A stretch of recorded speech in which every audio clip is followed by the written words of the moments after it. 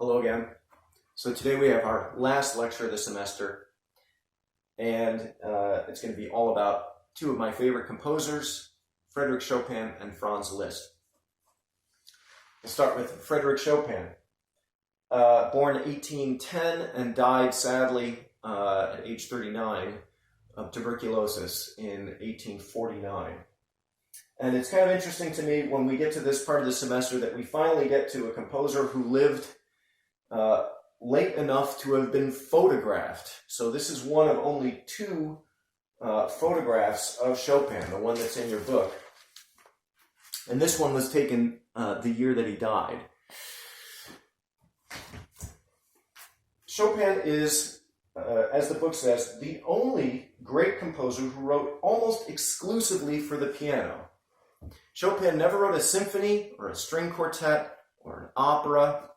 He did write a few art songs in Polish for singer and piano. He wrote a few pieces for cello and piano. But otherwise, he poured his whole heart and soul into nothing but the piano.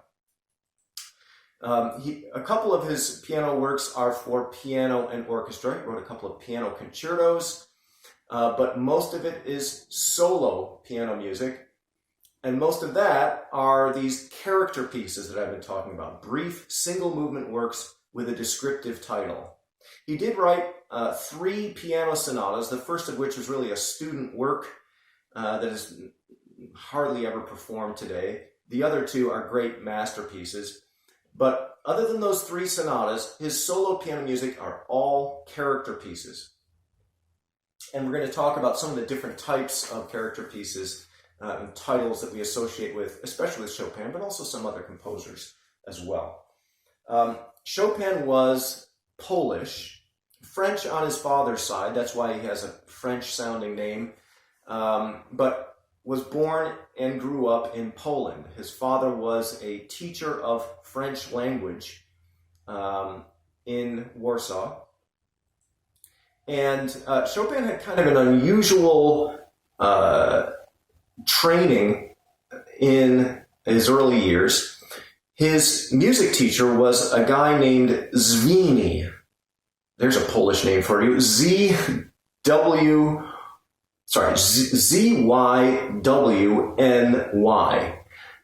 Very unusual name, and kind of an interesting thing about Zwini.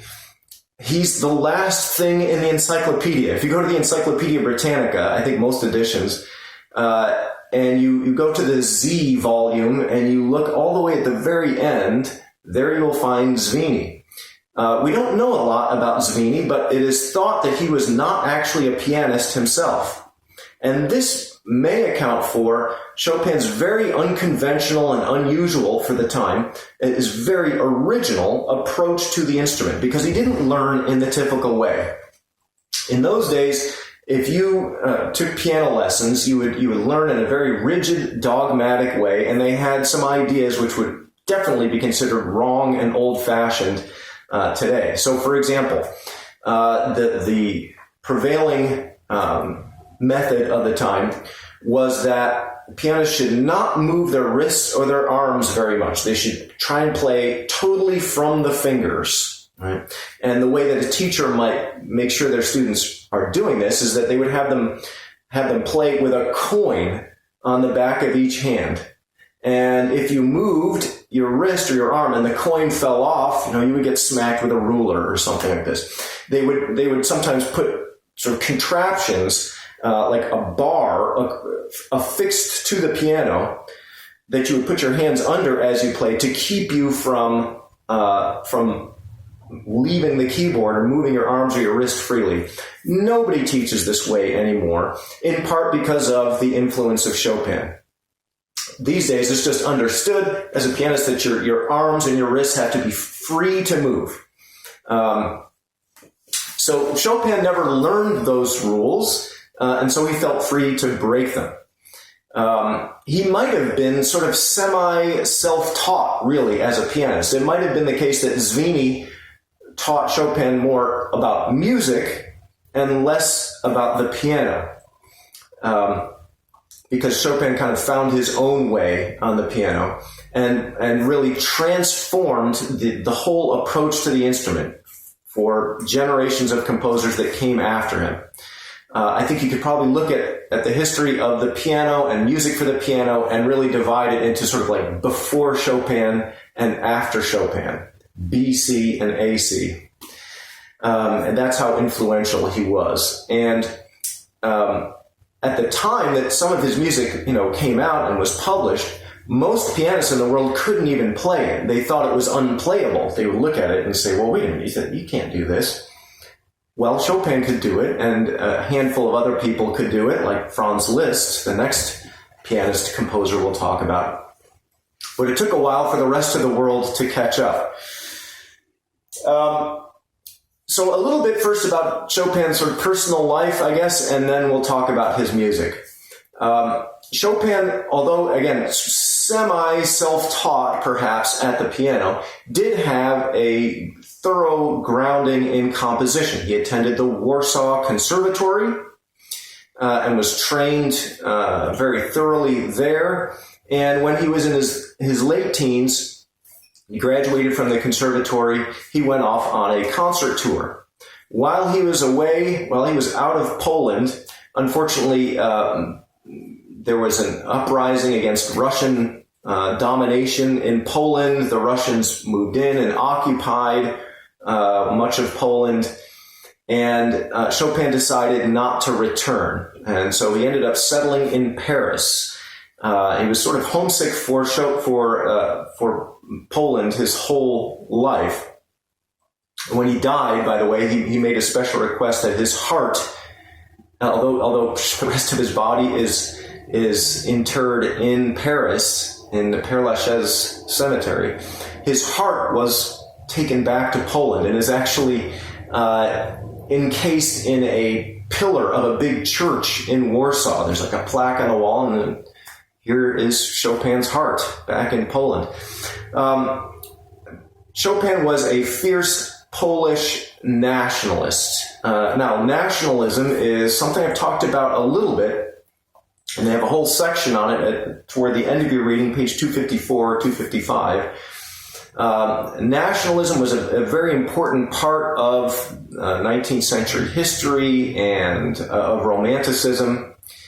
And it basically means something like patriotism, an intense feeling of identification, pride in your country, your homeland. And we'll see that with many different composers, they expressed this patriotic or nationalistic pride through their music. And this is certainly the case with Chopin. So when we talk about the different types of pieces that he composed, a couple of them are distinctly Polish. They're influenced by Polish dance idioms in particular. Chopin did not perform an awful lot, however. He probably performed before big audiences only a few dozen times in his whole life. Part of this was because of his illness. He was ill with tuberculosis his entire life. Tuberculosis tends to be a disease that kills you slowly and painfully. So he was weak and ill much of the time and just didn't have the physical energy to go on long concert tours and do the kind of practicing and traveling that is necessary to make a career as a performer. So instead, he settled in Paris and gave piano lessons, mostly to the daughters of wealthy aristocrats and industrialists in Paris. Chopin charged very high fees, but everyone knew he was worth it. He did continue to play some concerts in smaller venues, what were called salons. In Paris, in the 19th century and into the 20th century, there is this sensation of this phenomenon of the salon.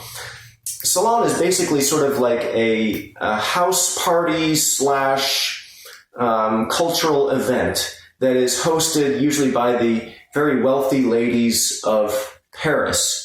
And it's a way to sort of show off their homes and their culture and their connection to artistic types, such as composers or pianists or poets or painters or whatever. So you might, for example, you might host an event featuring a particular painter, and his paintings would be on the walls, and you would invite your friends, and you would get to know this. The painter might talk about his works, and you'd look at them, and you'd sip drinks and have, hors d'oeuvres and this kind of thing. So this was the kind of concert that Chopin preferred. In addition to his illness, he was a very shy, reserved kind of person, didn't like playing for big crowds in big concert halls, unlike Franz Liszt, who we'll talk about next, who was kind of more the rock star type. Chopin preferred these more intimate gatherings, and so he did continue to play these salon concerts, but mostly supported himself through publishing his compositions and his teaching. The book mentions, and I mentioned I believe in the last lecture, that Chopin had a long relationship with the author George Sand, whose real name was Aurore Dudevant. And George Sand was her pen name. And they had kind of an interesting relationship because Chopin was kind of a sensitive, introverted guy, was very fussy about his appearance, and kind of an effeminate man. But George Sand, Aurore Dudevant, was apparently kind of a masculine woman. She was, of course, she had that male pen name, and she was doing a man's job for that time anyway. Remember, as an author, that was considered, kind of man's work to be a professional writer in those days. And she apparently also wore trousers, which was very risque in those days, and she smoked cigars. So they must have made kind of an interesting couple. All right, let's talk a little bit about Chopin's music. And there are a couple of different examples in your book and in the listening. Again, most of Chopin's music are these brief character pieces with descriptive titles. So I'm going to talk about a few different types of pieces and what those titles mean. And we'll start with the Nocturne. There's a recording of a Nocturne by Chopin in your listening. Nocturne, well, anything that is nocturnal has to do with night. So a nocturne is a night piece. What does that mean exactly? Well, it means something that is usually quiet and gentle and sort of introverted, introspective, contemplative, let's say. Chopin's nocturnes usually have sort of a left-hand accompaniment pattern, like bass line and chords, and then the right hand usually has a single note melody, that is, a single note at a time, imitating the style of a singer. So the right hand is sort of singing through the piano, and in these nocturnes we can see the influence of, for example, of opera on Chopin. Chopin himself did not compose an opera, but he loved opera. And the operatic style of the day, what we call bel canto, beautiful singing in Italian, bel canto opera, definitely influenced him in these right-hand melodies of his nocturnes. Another type of piece, the next one that the book talks about, the Etude. The word etude is simply the French word for study. And you can see the similarity between the words, right? E-T-U-D-E, etude, study, S-T-U-D-Y. And what this means in French, the French use the word study the way that an American or English-speaking musician would use the word practice. So in France, you do not practice the piano, you study the piano. And so an etude is a study or a practice piece. And what's unique about Chopin's etudes is that before Chopin, lots of composers wrote etudes, but they were not meant to be performed in public. They were not composed to be musically satisfying. They were composed to develop some particular technical skill to help the musician overcome some particular technical challenge. And so they're very often repetitive and just kind of musically unsatisfying. But Chopin's etudes are, first of all, just monumental landmarks in the history of keyboard technique. Just a tremendous imagination and variety of configurations and patterns that Chopin comes up with that require kind of like developing a whole new technique or system of techniques that Chopin kind of invented. And they're beautiful pieces of music. They can be played, and they are played by pianists all over the world today. They are meant to be heard publicly, so they are equally valid as works of art and as exercises. And it's especially through the etudes that Chopin really transformed piano technique. Attempted things that had really never been thought of or done before. The etude that is in your book is one of about 24 that Chopin composed, and it has this nickname, the Revolutionary Etude. The particular technical challenge of this etude is the left hand just never stops. Lots and lots of rapid notes in the left hand, and lots of big chords in the right hand. And it has this impassioned kind of feeling about it.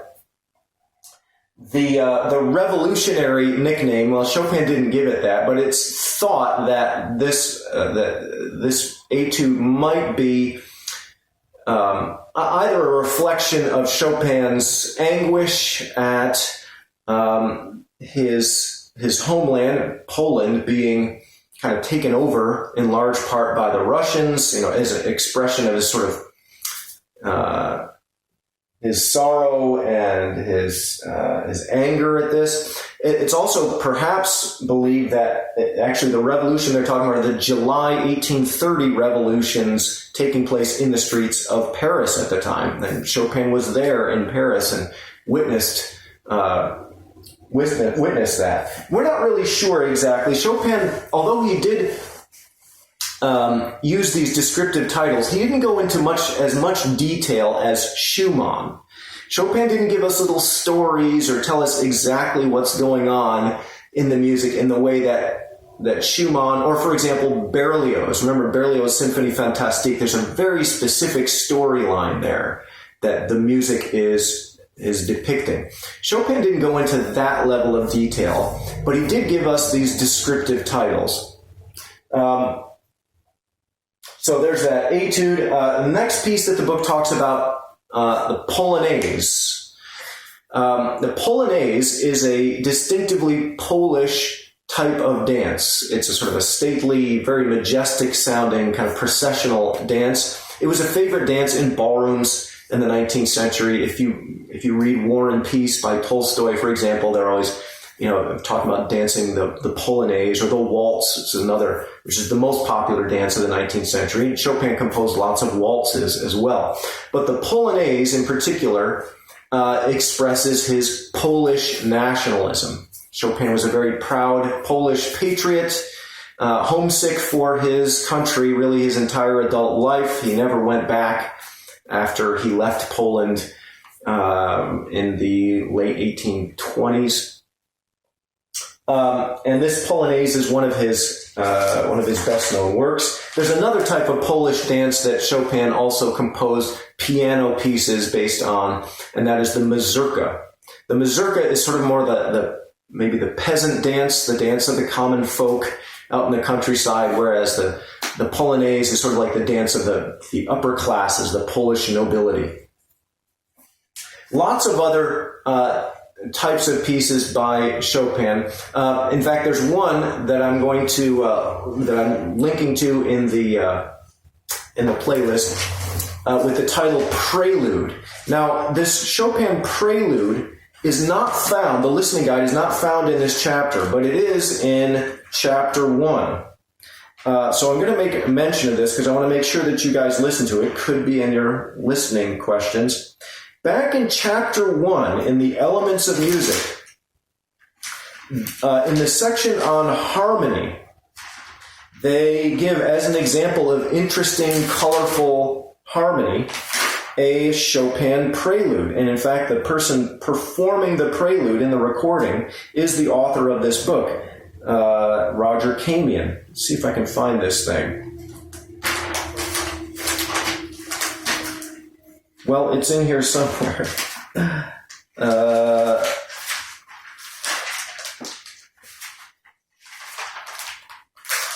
I should have been a little better prepared. Okay, music notation, melody, getting warmer. Here it is, harmony. So, beginning on page 40, 41, 42, here's our listening guide on page 42. Chopin Prelude in E minor. This is a fascinating piece. It's very simple in a way. It's very brief. It's only about 2 minutes long. And what's interesting about this piece is the melody is actually not all that interesting, really. It's mostly going back and forth just between two notes. It's very forlorn, very sad, very kind of gloomy. Most of the interest is in the left-hand chords. And this series of chords does not follow what we might consider a logical chord progression for the most part.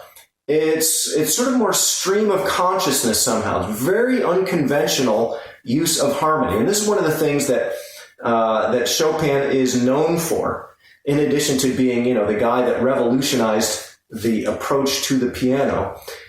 He was very innovative harmonically, did unexpected, very colorful, often strange but extremely beautiful things with harmony. Kind of bent the rules, or sometimes kind of broke the rules, but of course there are no rules really. There are just kind of practices which evolve. But Chopin was way ahead of his time in terms of harmony, and extremely influential on later composers like Liszt, we'll talk about next, and composers that unfortunately we won't have time to get to, like Debussy, for example. So Chopin's influence extends beyond just the piano. In the realm of harmony, Chopin is one of the great masters of harmony, coming up with unusual combinations of notes and unusual chords and sequences of chords. So that's why they used a piece of Chopin's in this section on harmony back in the Elements of Music in chapter 1. So make sure you listen to that one. I've got it up in the listening, in the playlist for the Romantic era. Okay, moving back now to chapter 5 in the book and back to Chopin. Lots of other titles that Chopin used. Some, for example, have a sort of a literary connotation, ballade. There are 4 ballades by Chopin. The title Scherzo, which you might remember from the classical era, musical joke, right? Chopin scherzos, though, there's 4 of them. The first 3 are actually very sort of kind of dark and serious, not at all joking, but they are in triple meter and they move at a fast tempo. That's probably why Chopin chose that title. I'm going to wrap up talking about Chopin now and talk a little bit about the composer who is perhaps most closely associated with Chopin, and that is Franz Liszt. The two of them were good friends. Chopin was a major influence on Liszt. The influence didn't really go the other way, though. Liszt was not much of an influence on Chopin, although he was very influential on other composers. Franz Liszt was born in 1811, just 1 year after Chopin, was Hungarian. Now, Liszt did come from a somewhat musical family. Liszt's father happened to work for the Esterházy family. Now, not as a musician, but as a sort of a manager to the Esterházy family sheep farms, apparently. Now, who were the Esterházy family? This was the same family that hired Joseph Haydn, if you remember from the classical era. Basically the richest family in Hungary. They owned tons of land, and they farmed this land, and Franz Liszt's father was one of the sort of managers helping to run this enterprise, and also was apparently a good amateur musician and sometimes played in the Esterházy orchestra, I guess, which was conducted by Haydn himself. Young Franz Liszt was the only child of his parents, and was a phenomenal child prodigy from a very early age. It was obvious that this kid was destined to be a pianist. And so when he was about 6 years old, they decided, well, we have to go and find the best teacher we possibly can. And it's kind of an interesting contrast, and it occurs to me now that Liszt had kind of the opposite kind of training, in a sense, that Chopin had, because Liszt studied with the guy who was the master of standardized piano technique of the time, a guy named Carl Czerny, Czerny. Carl Czerny was a student of Beethoven. And although Czerny composed and performed, what he's best known for to this day are his many, many volumes, thousands of etudes, of exercises for piano. That's what he was really most passionate about, it appears, creating just reams and reams of these different exercises. These Czerny etudes are not musically satisfying types of pieces, but they do help develop skill and technique. So Liszt had really the ideal teacher in a way, because what the 5 or 6 year old Liszt had was tons of raw talent, but it needed to be developed, and there was really no one better to develop it and refine it and discipline that talent than Carl Czerny. Czerny also introduced young Liszt to Beethoven. Beethoven actually got to hear Liszt play he never actually heard it. He got to see Liszt play when Liszt was, I believe, something like 11 or 12 years old. By that time, Beethoven was unfortunately deaf, so he couldn't actually hear Liszt play, but he could see, and he could, he could tell that this kid was phenomenal. And apparently, after Liszt played, Beethoven walked up to young Liszt and kissed him on the forehead. And this is a favorite memory of Liszt's, being kissed on the forehead by Beethoven. Unfortunately for Liszt, while he was away on a concert tour, when he was, I think, in Paris, age 15 or 16, his father died. And Liszt was went through this kind of uncertain period in his late teens. Apparently, he also had a romantic relationship with one of his female students, and this student's father found out about it and, forbade her to ever see Liszt again. And Liszt kind of fell into a kind of a funk and wasn't sure what he wanted to do with his life. He thought about giving up music altogether and maybe becoming a Catholic priest. But then an event happened which changed his life. He went to hear a concert by the greatest violinist of the day, Niccolò Paganini. Paganini was just a sensation. He was a super virtuoso on the violin, and his concerts were, he was like the rock star of his day. So Liszt heard Paganini play, and it just kind of struck him like a bolt of lightning. And now he had a purpose in his life. He wanted to make himself the Paganini of the piano. Now, Liszt was already probably the best pianist in the world when he was, in his late teens, 20 years old, let's say. But when he heard Paganini, he shut himself away for something like 2 or 3 years, didn't play concerts, just practiced and developed his technique. According to Liszt himself, he practiced something like 8 or 10 hours a day for a couple of years to take himself to this next level. And when he emerged from this period of intense study, he had just superhuman ability on the piano. And unfortunately, Liszt didn't live long enough to ever be recorded. Now, he did live a good long time. And remember how, unfortunately, all of these early romantic composers we talked about, most of them died young.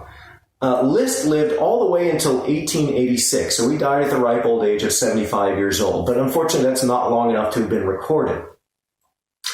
But if you read accounts of other people who heard Liszt play, including other people like Chopin, Clara Schumann, Mendelssohn, Brahms, who saw and heard Liszt play in person, all of them were just flabbergasted. And it's kind of amusing to read their accounts of what he could do, even just sight reading, looking at a piece for the first time. So, for example, there's this famous anecdote that Mendelssohn, writing a letter to his parents, Mendelssohn writes to his parents, well, I was in the Erard piano store. Erard is a piano manufacturer. I was in the Erard piano store, and there was Franz Liszt.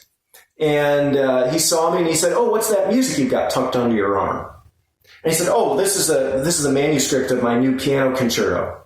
And Liszt said, oh, let me see it. And Mendelssohn said, oh, no, it's practically illegible. And Liszt said, no, let me see it.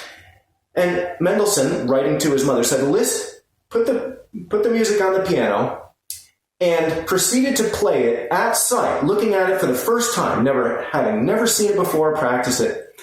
He played it perfectly with the piano and the orchestra part, better than I could have ever imagined that it could possibly be played. Now remember, Mendelssohn is himself a fantastic pianist and a child prodigy, but he was blown away by what Liszt could do.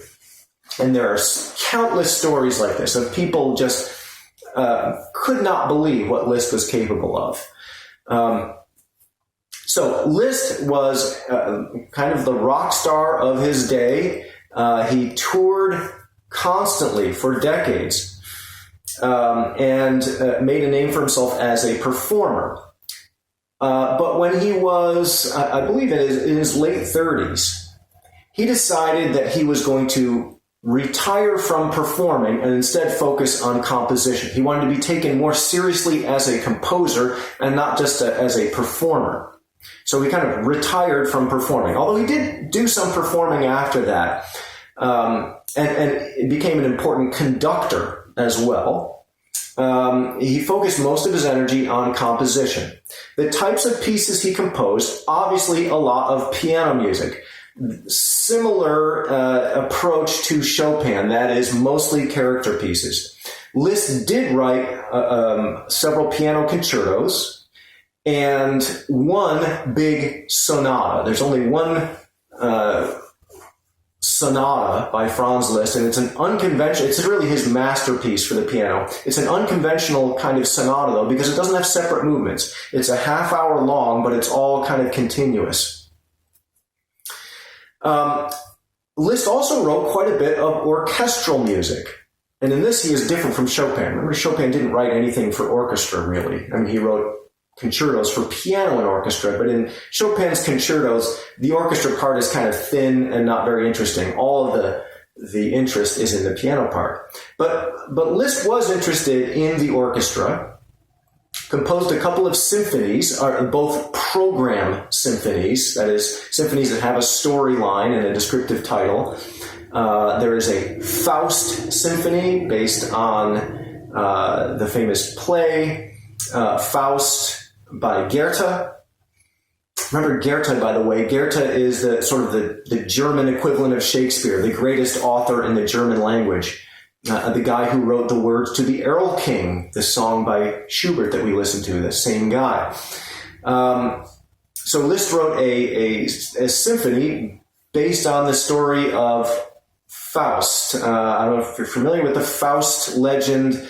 In Goethe's version, it's about a guy who sells his soul to the devil in exchange for like all knowledge. And the other symphony by Liszt is the Dante Symphony, based on the Divine Comedy by Dante Alighieri. If you've heard of Dante's Inferno, that's the first part. The Divine Comedy is sort of like a guided tour of the afterlife in 3 parts.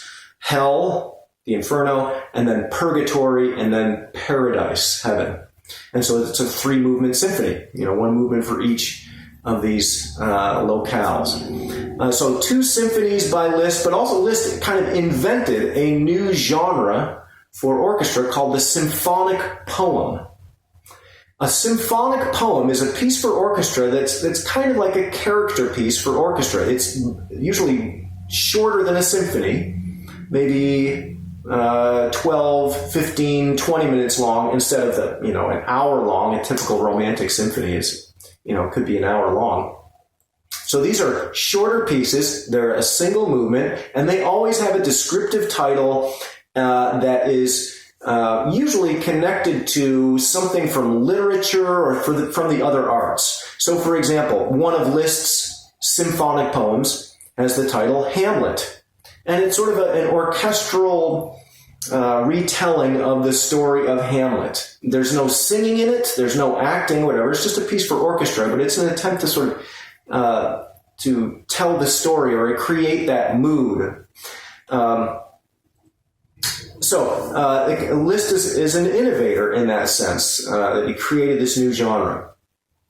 Later on in his life, which he had, the sort of the rock star life, he had many affairs. He fathered 3 children out of wedlock with a countess who ran away from her husband to be with Liszt. Later had a long relationship with a princess who ran away from her husband to be with Liszt.